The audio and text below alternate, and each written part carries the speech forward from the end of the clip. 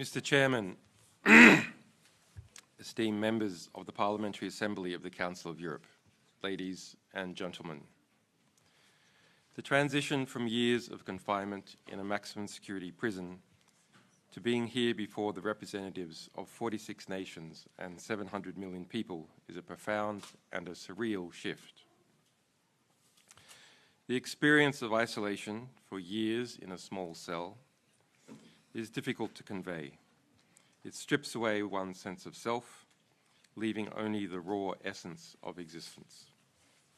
I am yet not fully equipped to speak about what I have endured, the relentless struggle to stay alive, both physically and mentally, nor can I speak yet about the deaths by hanging, murder, and medical neglect of my fellow prisoners.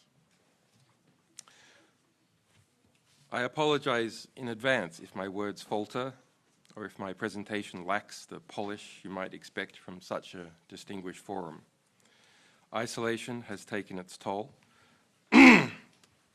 which I am trying to unwind, and expressing myself in this setting is a challenge.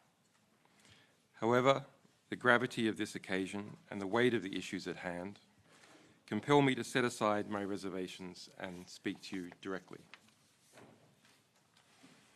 I have travelled a long way, literally and figuratively, to be before you today. Before our discussion or answering any questions you might have, I wish to thank PACE for its 2020 resolution, which stated that my imprisonment set a dangerous precedent for journalists and noted that the UN Special Rapporteur on Torture called for my release. I'm also grateful for PACE's 2021 statement, expressing concern over credible reports that US officials discussed my assassination, again calling for my prompt release. And I commend the Legal Affairs and Human Rights Committee for commissioning a renowned rapporteur, Suna Iversdottir, to investigate the circumstances surrounding my detention and conviction and the consequent implications for human rights. However, like so many of the efforts made in my case, whether they were from parliamentarians, presidents, prime ministers, the Pope, UN officials and diplomats, unions, legal and medical professionals, academics, activists, or citizens, none of them should have been necessary. None of the statements, resolutions, reports, films, articles, events, fundraisers, protests, and letters over the last 14 years should have been necessary. But all of them were necessary because without them, I never would have seen the light of day. This unprecedented global effort was needed because the legal protections that did exist, many existed only on paper, were not effective in any remotely reasonable time. I eventually chose freedom over unrealizable justice after being detained for years and facing a 175-year sentence with no effective remedy. Justice, for me, is now precluded as the US government insisted in writing into its plea agreement that I cannot file a case at the European Court of Human Rights or even a Freedom of Information Act request over what it did to me as a result of its extradition request. I want to be totally clear. I am not free today because the system worked. I am free today after years of incarceration because I pled guilty to journalism. I pled guilty to seeking information from a source. I pled guilty to obtaining information from a source. And I pled guilty to informing the public what that information was. I did not plead guilty to anything else. I hope my testimony today can serve to highlight the weaknesses of the existing safeguards and to help those whose cases are less visible but who are equally vulnerable. As I emerge from the dungeon of Belmarsh, The truth now seems less discernible, and I regret how much ground has been lost during that time period, how expressing the truth has been undermined, attacked, weakened, and diminished. I see more impunity, more secrecy, more retaliation for telling the truth, and more self-censorship. It is hard not to draw a line from the US government's prosecution of me, its crossing the Rubicon by internationally criminalism, to the chilled climate for freedom of expression that exists now.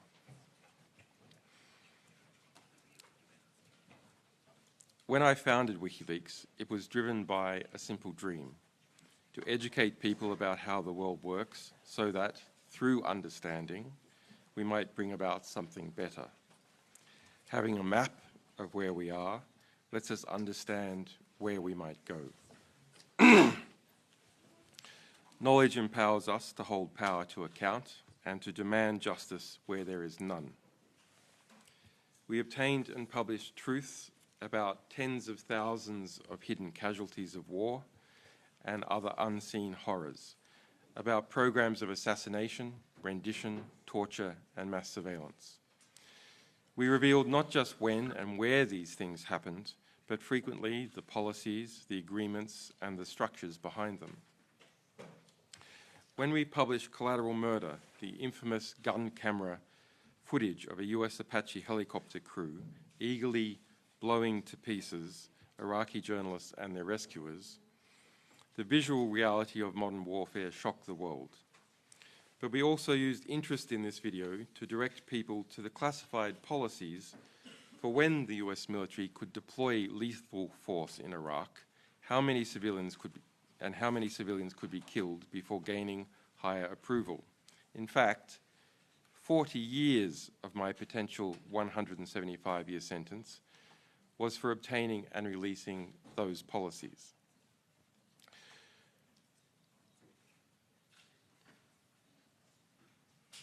The practical political vision I was left with after being immersed in the world's dirty wars and secret operations is simple.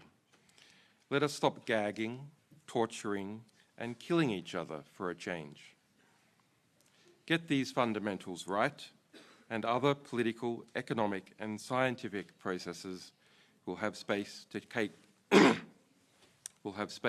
care of the rest.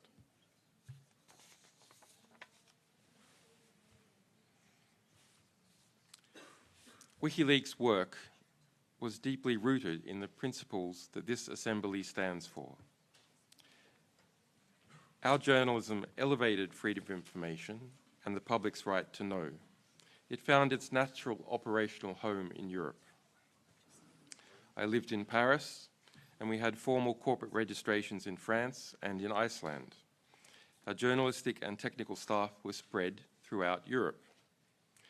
We published to the world from servers based in France, in Germany, and in Norway.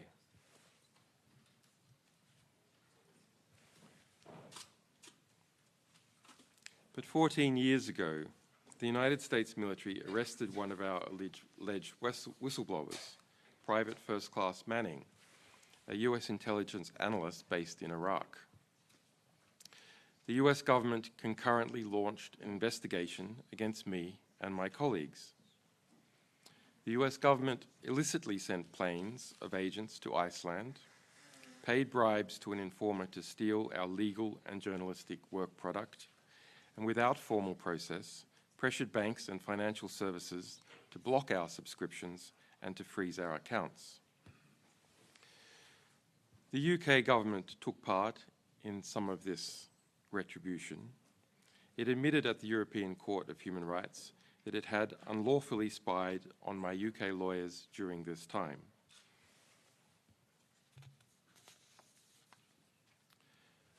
Ultimately, this harassment was legally groundless. President Obama's Justice Department chose not to indict me, recognizing that no crime had been committed. The United States had never before prosecuted a publisher for publishing or obtaining government information.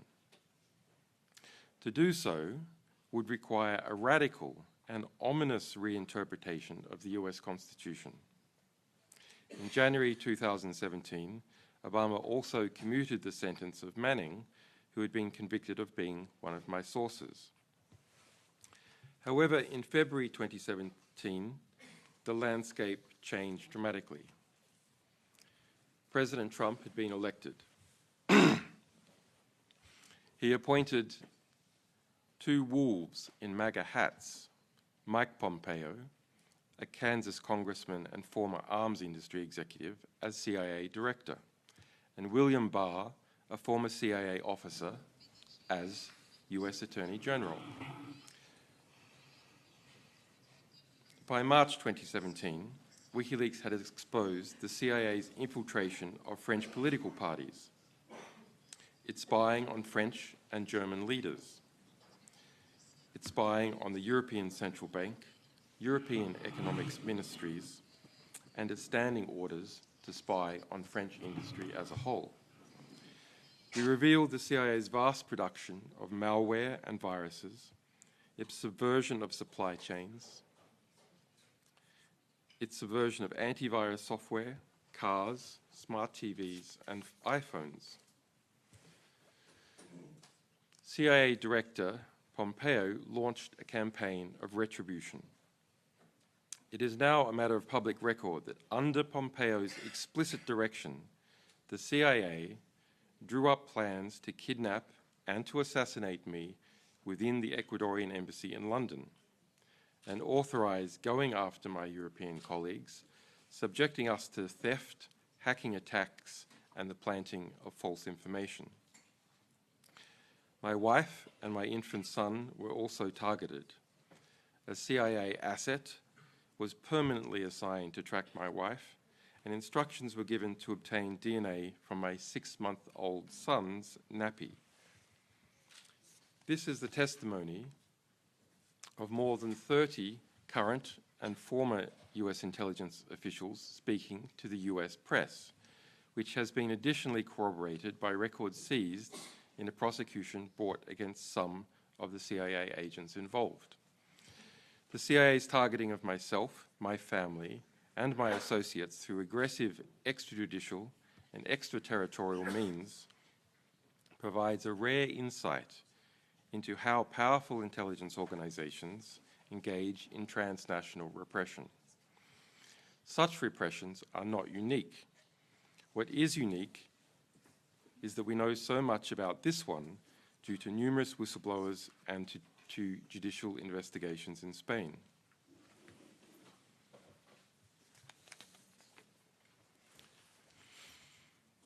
This assembly is no stranger to extraterritorial abuses by the CIA. Pace's groundbreaking report on CIA renditions in Europe exposed how the CIA operated secret detention centers and conducted unlawful renditions on European soil, violating human rights and international law. In February this year, the alleged source of some of our CIA revelations, former CIA officer Joshua Schulte, was sentenced to 40 years in prison under conditions of extreme isolation. His windows are blacked out, and a white noise machine plays 24 hours a day over his door so that he cannot even shout through it. These conditions are more severe than those found in Guantanamo Bay. But transnational repression is also conducted by abusing legal processes.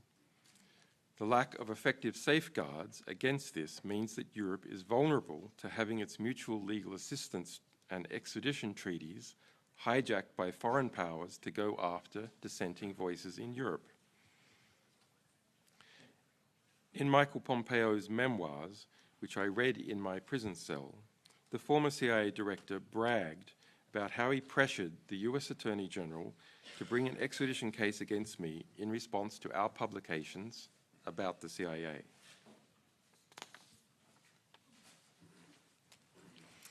Indeed, acceding to Pompeo's requests, the US Attorney General reopened the investigation against me that Obama had closed and re-arrested Manning, this time as a witness.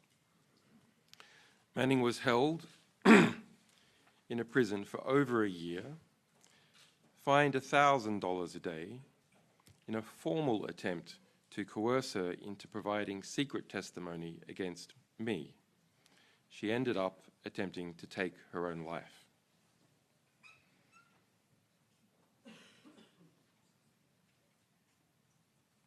We usually think of attempts to force journalists to testify against their sources.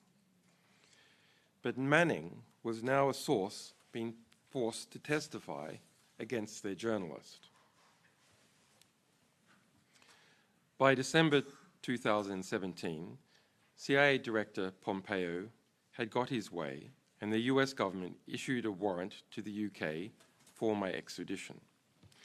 The UK government kept the warrant secret from the public for 2 more years while it, the US government, and the new president of Ecuador moved to shape the political, the legal, and the diplomatic grounds for my arrest.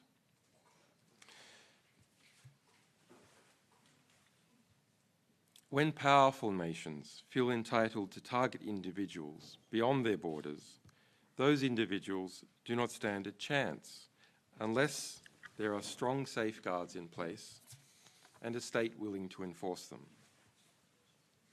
Without this, no individual has a hope of defending themselves against the vast resources that a state aggressor can deploy.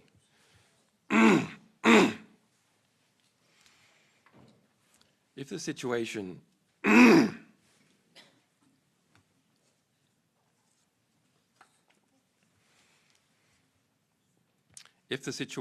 were not already bad enough in my case, the US government asserted a dangerous new global legal position.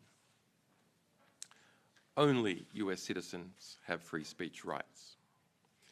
Europeans and other nationalities do not have free speech rights. But the US claims its Espionage Act still applies to them regardless of where they are. So Europeans in Europe must obey US secrecy law with no defenses at all as far as the US government is concerned. An American in Paris can talk about what the US government is up to, perhaps. But for a Frenchman in Paris, to do so is a crime with no defense, and he may be extradited just like me.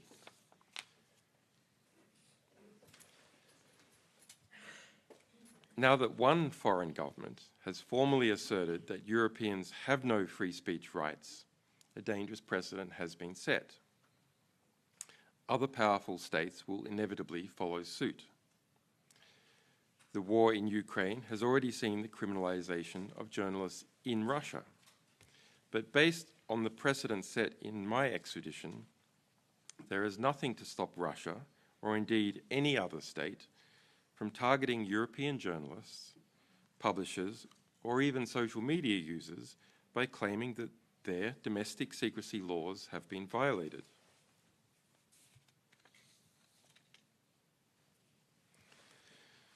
The rights of journalists and publishers within the European space are seriously threatened. Transnational repression cannot become the norm here. As one of the world's 2 great norm-setting institutions, PACE must act. The criminalization of news-gathering activities is a threat to investigative journalism everywhere. I was formally convicted by a foreign power for asking for, receiving, and publishing truthful information about that power while I was in Europe. The fundamental issue is simple. Journalists should not be prosecuted for doing their jobs. Journalism is not a crime. It is a pillar of a free and informed society.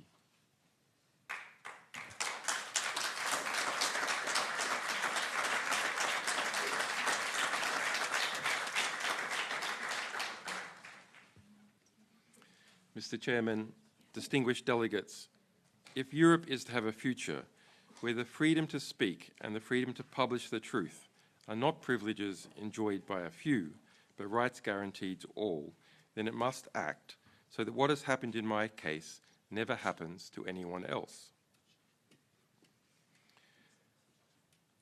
I wish to express my deepest gratitude to this Assembly, to the Conservatives, Social Democrats, Liberals, Leftists, Greens and Independents who have supported me throughout this ordeal, and to the countless individuals who have advocated tirelessly